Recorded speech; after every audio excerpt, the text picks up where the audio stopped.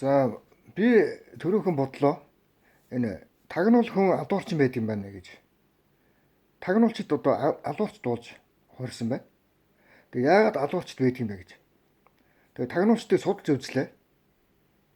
Тэгээ тагнуулчдыг судалж үзэхлээр ерөөсөл бүгд одоо гар буухтай. Бүгд одоо бие биенийг бууддаг. Тийм байд юм байна. Тэгсэн нэг л тагнуулч гар буугаа байдаг юм байна. Судалж үзэхлээр түүхийн анкетыг судалж үзэхлээр нэг л тагнуулч буу байдаг. Дэлхийн түүхэнд. Тэгсэн тэр тагнуулч маань дэлхийн 1 номерын тагнуулч Эрхаар Зөөргий. Тэгээ Эрхаар Зөөргий ерөөс ямч буу байгаа. Түүхэнд. Харин нэг буу өгөөд явуулсан нь Өрзвөлт том хүүхэд нь өгж явуулсан байна. Тэгээ Өрзвөлтийн том хүүхэд Эрхаар Зөөргийд нэг буу өгж явуулсан нь тэр нь номон дотор байдаг юм байна.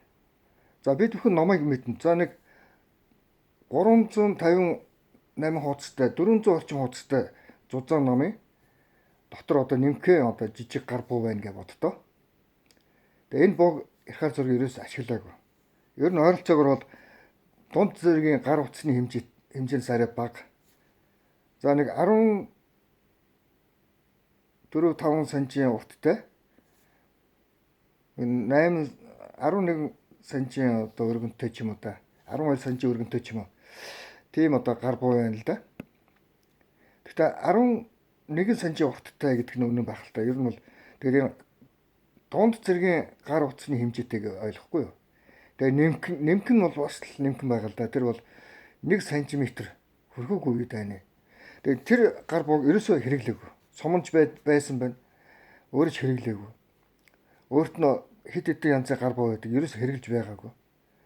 Тэгээд дэлхийн түүхэнд тагнуулчдад алуурч байт юм бэ гэсэн чинь эсвэл зэвсэгтэй харьцдаг хүмүүсд хүн бууддаг л одоо асуудал байна. Ер нь бол тэгээд ил болохын тулд нэг хэсэг нь буудна.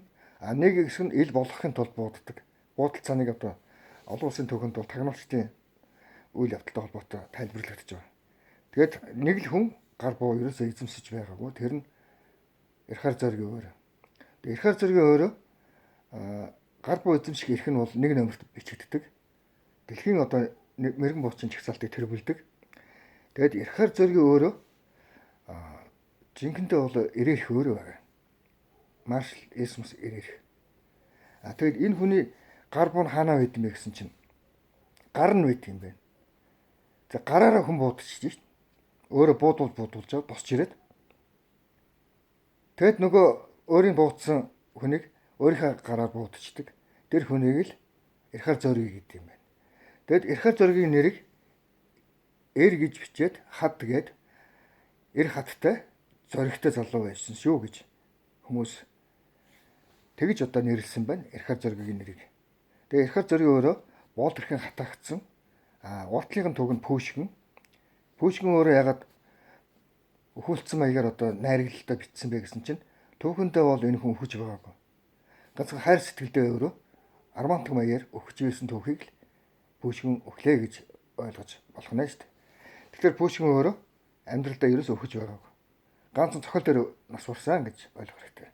Тэгээ тэр цохол нь уран цохол байсан гэдгийг л уран сайхны дүрээр уран цохол байсан юм а гэдгийг ойлгох хэрэгтэй. Тэгээ Пүүшгэн өөрөө хаа хүн байсан гэдгийг л бас ойлгох хэрэгтэй. За түүхэндээ товчхон бол нэг юм байгаа шүү. Дүвэйл гэдэг чинь өөрөө маш одоо бас эр зөргийн хатуужл эр зөргийн тулаа.